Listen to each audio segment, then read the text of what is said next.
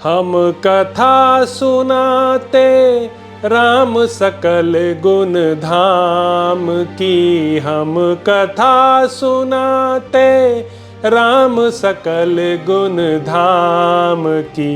ये रामायण है पुण्य कथा श्री राम की। ये रामायण है पुण्य कथा श्री राम की। जम्बूदीपे भरत खंडे आर्यावर्ते भारतवर्षे एक नगरी है विख्यात अयोध्या नाम की। यह जन्म भूमि है परम पूज्य श्री राम की। यह जन्म भूमि है परम पूज्य श्री राम की। यह रामायण है पुण्य कथा श्री राम की। यह रामायण है पुण्य कथा श्री राम की। श्रीमद् वाल्मीकि रामायण भारत का स्वर्णिम महाकाव्य। अरण्यकांड, तीसरा सर्ग। विराट और श्रीराम की बातचीत। श्रीराम और लक्ष्मण के द्वारा विराट पर प्रहार तथा विराट का इन दोनों भाइयों को साथ लेकर दूसरे वन में जाना। तदंतर विराट ने उस वन को गुंजाते हुए कहा, अरे मैं पूछता हूँ, मुझे बताओ, तुम दोनों कौन हो और कहाँ जाओगे?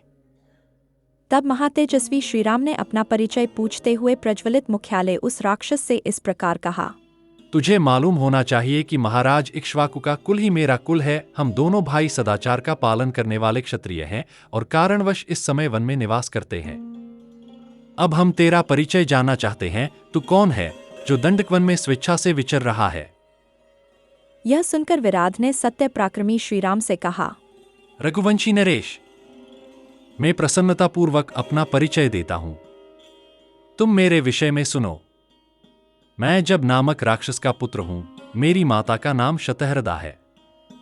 भूमंडल के समस्त राक्षस मुझे विराट के नाम से पुकारते हैं। मैंने तपस्या के द्वारा ब्रह्मा जी को प्रसन्न करके यह वरदान प्राप्त किया है कि किसी भी शस्त्र से मेरा वध न हो। मैं संसार में अच्छेद और अभेद्य होकर रहूं, कोई भी मेरे शरीर को छिन्न भिन्न नहीं कर सके। अब तुम दोनों इस युवती स्त्री को यहीं छोड़कर इसे पाने की इच्छा न रखते हुए जैसे आए हो उसी प्रकार तुरंत यहां से भाग जाओ। मैं तुम दोनों के प्राण नहीं लूंगा। यह सुनकर श्री रामचंद्र जी की आंखें क्रोध से लाल हो गईं। ये पापपूर्ण विचार और विकट आकार वाले उस पापी राक्षस विराट से इस प्रकार बोले, नीच, तुझे धिक्कार है। तेरा अभिप्राय बड़ा ही खोटा है। निश्चय ही तू अपनी मौत ढूंढ रहा है और वह तुझे युद्ध में मिलेगी। ठहर, अब तू मेरे हाथ से जीवित नहीं छूट सकेगा। यह कहकर भगवान श्रीराम ने अपने धनुष पर प्रत्यचा चढ़ाई और तुरंत ही तीखे बाणों का अनुसंधान करके उस राक्षस को बींधना आरंभ किया। उन्होंने प्रत्यचायुक्त धनुष के द्वारा विराट के ऊपर लगातार 7 बाण छोड़े, जो गरुड़ और चायु के समान महान वेगशाली थे और सोने के पंखों से सुशोभित हो रहे थे। प्रज्वलित अग्नि के समान तेजस्वी और मोरपंख लगे हुए वे बाण विराट के शरीर को छेदकर रक्तरंजित हो पृथ्वी पर गिर पड़े। घायल हो जाने पर उस राक्षस ने विदेह कुमारी सीता को अलग रख दिया और स्वयं हाथ में शूल लिए अत्यंत कुपित होकर श्रीराम तथा लक्ष्मण पर तत्काल टूट पड़ा। यह बड़े जोर से गर्जना करके इंद्रध्वज के समान शूल लेकर उस समय मुंह बाए हुए काल के समान शोभा पा रहा था। तब काल, अंतक और यमराज के समान उस भयंकर राक्षस विराट के ऊपर उन दोनों भाइयों ने प्रज्वलित बाणों की वर्षा आरंभ कर दी। यह देख यह महाभयंकर राक्षस अट्टहास करके खड़ा हो गया और जम्भाई 7 अगड़ाई लेने लगा। उसके वैसा करते ही शीघ्रगामी बाण उसके शरीर से निकलकर पृथ्वी पर गिर पड़े। वरदान के संबंध से उस राक्षस चिराद ने प्राणों को रोक लिया और शूल उठाकर उन दोनों रघुवंशी वीरों पर आक्रमण किया। उसका यह शूल आकाश में वज्र और अग्नि के समान प्रज्वलित हो उठा, परंतु शस्त्रधारियों में श्रेष्ठ श्री रामचंद्र जी ने 2 बाण मारकर उसे काट डाला।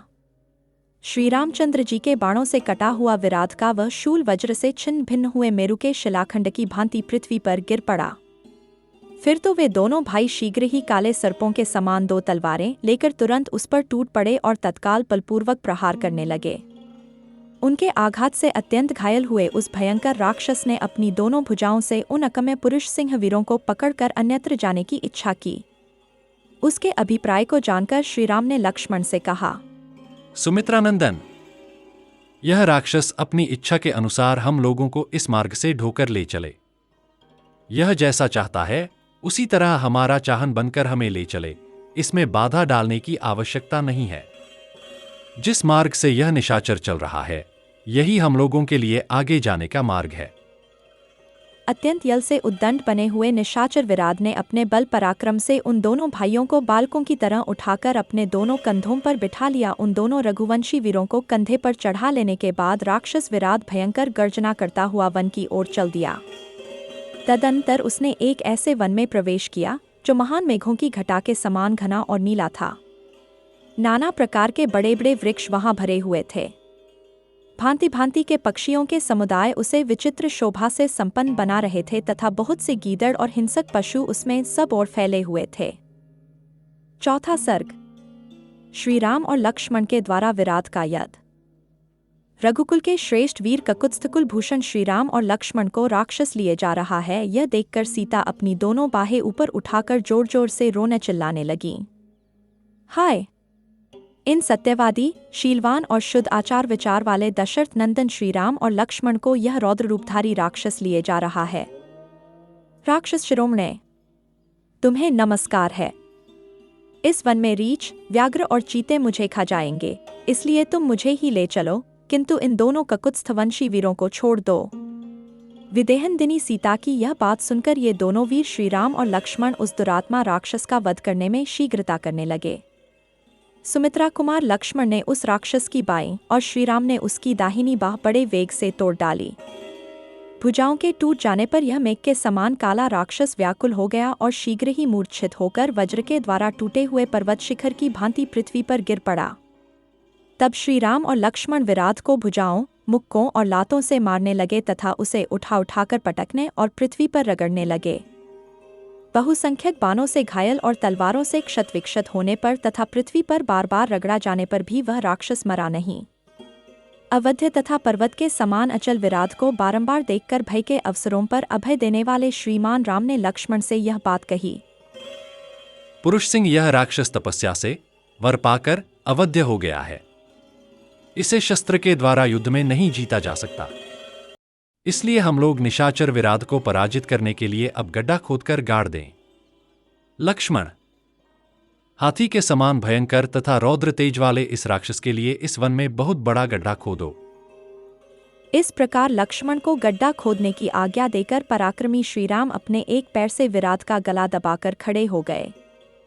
श्रीरामचंद्र जी की कही हुई यह बात सुनकर राक्षस विराट ने पुरुष प्रवर श्रीराम से यह विनययुक्त बात कही। पुरुष सिंह, नर श्रेष्ठ, आपका बल देवराज इंद्र के समान है। मैं आपके हाथ से मारा गया। मोहवश पहले मैं आपको पहचान न सका। तात, आपके द्वारा माता कौशल्या उत्तम संतान वाली हुई हैं। मैं यह जान गया कि आप ही श्री रामचंद्र जी हैं। यह महाभागा विदेहनदिनी सीता हैं और ये आपके छोटे भाई महायशस्वी लक्ष्मण हैं। मुझे शाप के कारण इस भयंकर राक्षस शरीर में आना पड़ा था।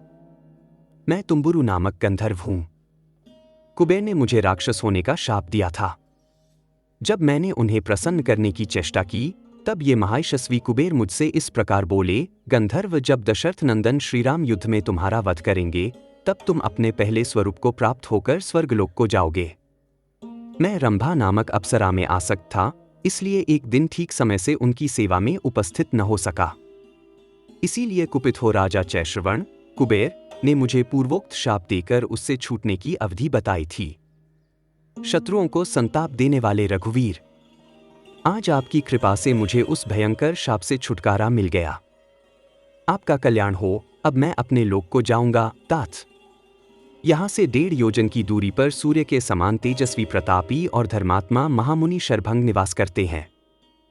उनके पास आप शीघ्र चले जाइए, वे आपके कल्याण की बात बताएंगे। श्री राम, आप मेरे शरीर को गड्ढे में गाड़कर कुशल पूर्वक चले जाइए। मरे हुए राक्षसों के शरीर को गड्ढे में गाड़ना कब्र खोदकर उसमें दफना देना यह उनके लिए सनातन परंपरा प्राप्त धर्म है। जो राक्षस गड्ढे में गाड़ दिए जाते हैं उन्हें सनातन लोकों की प्राप्ति होती है। श्रीराम से ऐसा कहकर बाणों से पीड़ित हुआ महाबली विराट जब उसका शरीर गड्ढे में डाला गया तब उस शरीर को छोड़कर स्वर्गलोक को चला गया। वह किस तरह गड्ढे में डाला गया यह बात अब बताई जाती है। उसकी बात सुनकर श्री रघुनाथ जी ने लक्ष्मण को आज्ञा दी। लक्ष्मण, भयंकर कर्म करने वाले तथा हाथी के समान भयानक इस राक्षस के लिए इस वन में बहुत बड़ा गड्ढा खोदो। इस प्रकार लक्ष्मण को गड्ढा खोदने का आदेश दे पराक्रमी श्रीराम एक पैर से विराट का गला दबाकर खड़े हो गए। तब लक्ष्मण ने फावड़ा लेकर उस विशालकाय विराट के पास ही एक बहुत बड़ा गड्ढा खोदकर तैयार किया। तब श्रीराम ने उसके गले को छोड़ दिया और लक्ष्मण ने खूंटे जैसे कान वाले उस विराट को उठाकर उस गड्ढे में डाल दिया। उस समय वह बड़ी भयानक आवाज में जोर जोर से गर्जना कर रहा था। युद्ध में स्थिर रहकर शीघ्रतापूर्वक पराक्रम प्रकट करने वाले उन दोनों भारी श्रीराम और लक्ष्मण ने रणभूमि में क्रूरतापूर्ण कर्म करने वाले उस भयंकर राक्षस विराट को बलपूर्वक उठाकर गमे फेंक दिया।